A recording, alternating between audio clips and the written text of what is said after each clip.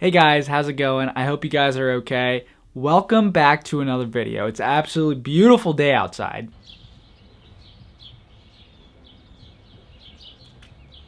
Okay, maybe it's not the best weather outside, but today we're gonna be talking about money.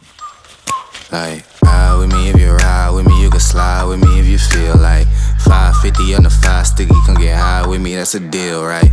Ride with me if you ride with me, you can slide with me if you feel like We've gotten a chance to introduce the house. We've gotten a chance to walk through the house without all the drywall, and that's actually happening right now. The drywall is up and it's ready to go, so paint goes up next, which is crazy to think about. This video is the finances behind the house.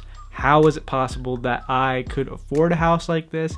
And what's the logistics behind it? So just a warning, this is gonna be a video of me just talking at the camera, and it's not gonna be too entertaining, but if you like money and you like the numbers behind things, you're gonna love this video. I'm gonna get right into it and discuss the cost of the house, what the down payment's going to be, what my loan amount is, how much I'm gonna be trying to pay monthly, what insurance cost is, all of these little things. And I'm also a first-time home buyer, so I'm gonna try and go over some of the benefits of owning a home and being a first-time home buyer. First things first, the cost of building a brand new house. So if you are building, you're gonna be given a starting price, okay? And from there, you're gonna be adding on upgrades and upgrades and upgrades, unless you don't want these upgrades, which if you don't get the upgrades, it's gonna cost you a lot more in the long run. So the initial cost of the home was $267,000. And then from there, we added on $55,000 of upgrades, which was adding more to the bathroom, adding more lights to the house, adding more flooring in certain places, adding better backsplash or whatever it might be, adding door handles that look nicer. So all of these little things cost a lot of money. So we added all those upgrades on and ended up being $55,000, which brought our total to right around $326,000 altogether. And then from there, we're going to be talking about the loan amount, because I'm not actually paying that full amount because I am going to be putting a down payment on the house. So then I'm going to be paying a little bit up front. I am putting a $32,600 down payment on the house, which is 10% of the house.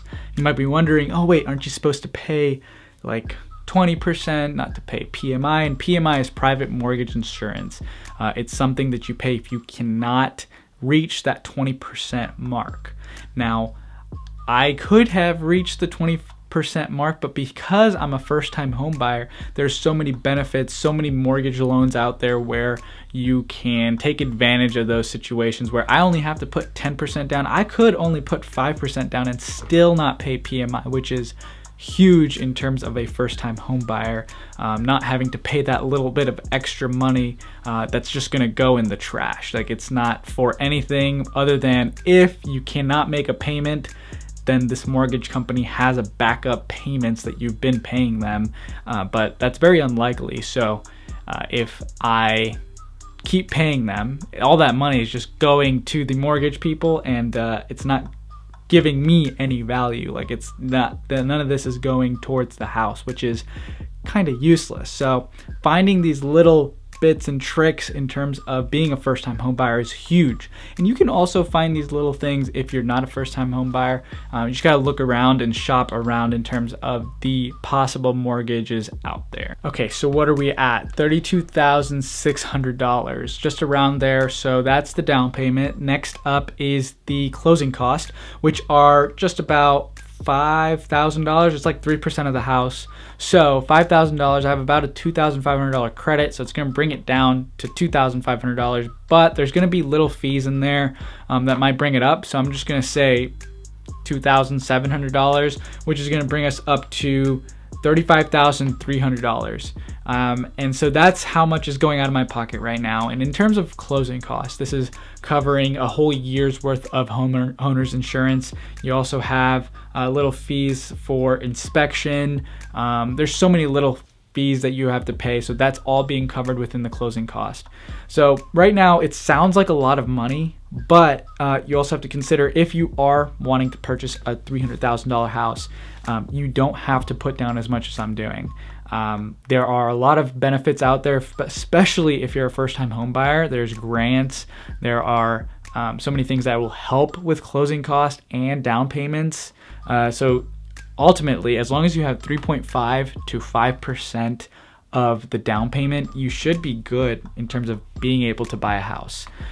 So for me, those are the costs that are going into this house currently. Next is the super fun part, the mortgage. Unless you're paying a house full, like with cash, like you're just paying the whole house, you're gonna have to look around for a mortgage company that's gonna give you a loan.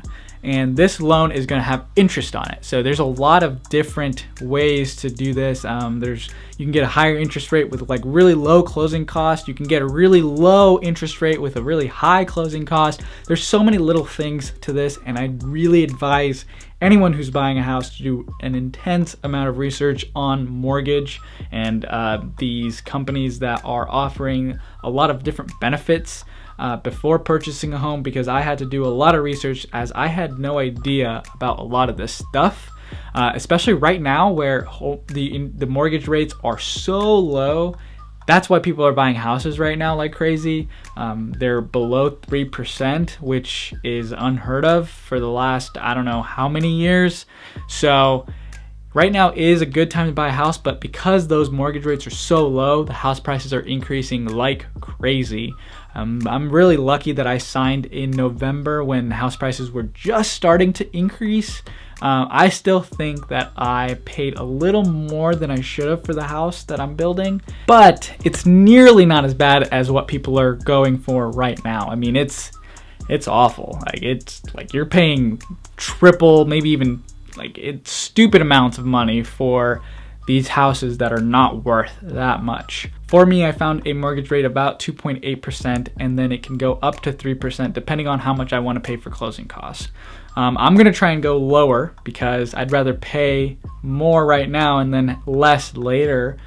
So I'm gonna do a 30-year mortgage. So hopefully it's not too bad. Now with a 30-year mortgage at 2.8% with the down payment I'm paying, so I'm gonna be right around $290,000 in terms of the loan amount, and then a 2.87% interest rate.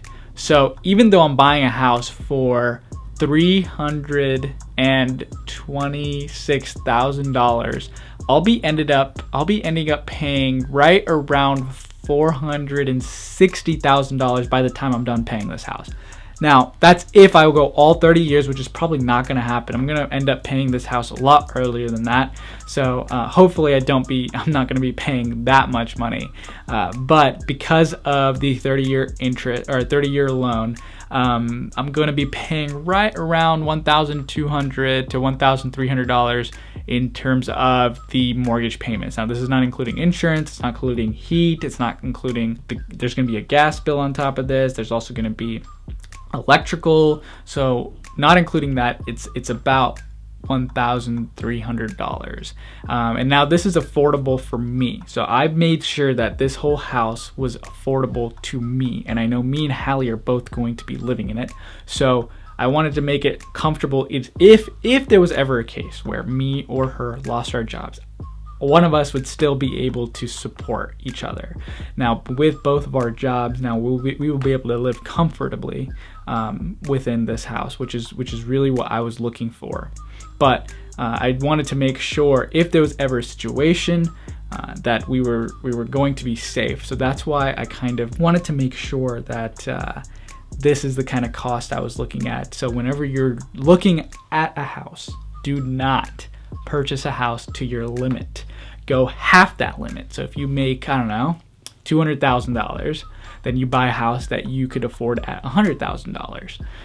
So just making that out clear. I don't think I would be able to purchase this house if I didn't know that Hallie would be supporting me. So there's a lot of things within this that you need to look at other than just the cost of the house. So, like just normal things, like I haven't even talked about furniture yet. I haven't talked about, buying groceries all the time, buying a vacuum, toilet paper, all these little costs. You have to make sure that you are able to pay for these small little things, and on top of that, for the mortgage in the house, so you don't, foreclose on something. So there's a lot of little details that you need to think about. I forgot to mention something huge, and that is having a credit card. Making sure that you have a credit card and good credit score is crucial for purchasing a home and getting a good interest rate for a mortgage. And this is something that I knew kind of in the back of my head back when I was in high school. So when I turned 18, I made sure that I got a credit card and made sure that I never missed a payment, so then I could increase that credit score throughout my college career. So once I finished college, I had about 5-6 years of a credit line, which is important to make sure that you have a solidified credit line and the length of that credit line, and then also not missing payments and all of that. That is a huge part of making sure you increase that credit score past the 700 mark. If you can get it above 700, that would be huge in terms of getting your interest rate low. If your credit score is too low, then your interest rate is going to be very high, and in that case you're going to be paying too much monthly, and it might just be better for you to rent at that point. So just keep that in the back of your head. Make sure you get a credit card. 1 or 2 is very crucial. I mean, it helps you in terms of getting a house, getting a car, getting any kind of loan, anything to do with banks. You should really consider that. So I have covered the cost of the house, I've covered the mortgage, I've covered closing cost, I've covered a little bit about the interest rates, and I think that's about it in terms of the house. I hope this helps when looking for a house or building a brand new house. I mean, if you look at the cost of everything, it is a lot, but like my mortgage amount, once it hits like $1,300, that's usually how much an apartment costs.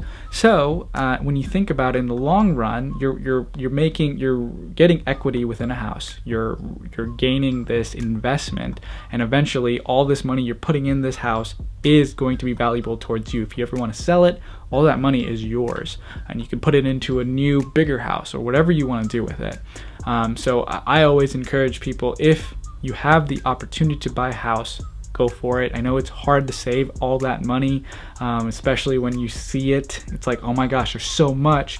All of it's gonna go. It's just gonna be boom, one day, boom, all gone. It's gonna suck for a little bit, but it's not really gone because you're putting it within an investment property. Technically, this is like your own property, so it's like putting it in a savings account for a very long time. But other than that, I hope you guys enjoyed this video. If you need any other tips, tricks with home buying, I would love to be able to help out. I hope this video was informative to you, and if you found it informative, please comment down below and like this video. It really does help out. If it's your first time on this channel, please subscribe.